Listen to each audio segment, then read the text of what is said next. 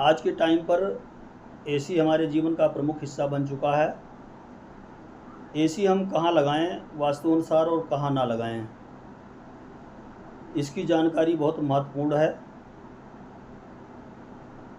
तो एसी को आपको देखना है, जो हमारे वास्तु में 16 जोड़ होते हैं, इसमें आपको 4 जगह एसी का प्रयोग नहीं करना है। पहला, नॉर्थ ईस्ट में आप एसी का प्रयोग ना करें,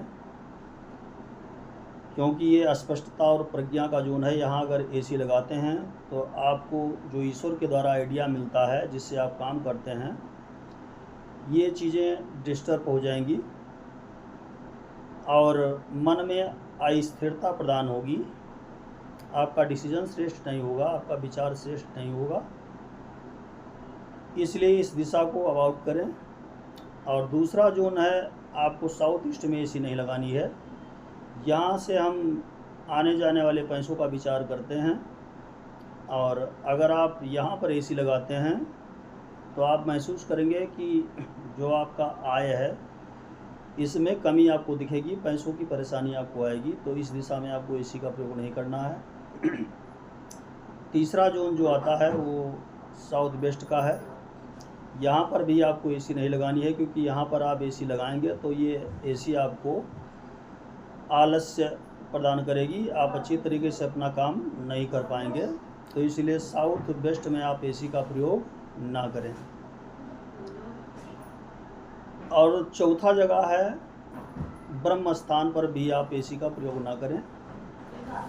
आप ध्यान रखें कि जो एसी का हवा आता है ये हमारे फेस पर नहीं आना चाहिए।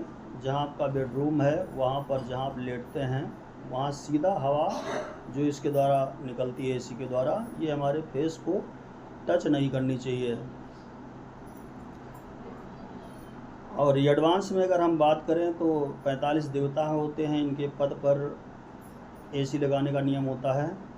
और कुंडली को देख करके भी हम डिसीजन लेते हैं कि एसी लगाना कहाँ उपयुक्त होगा।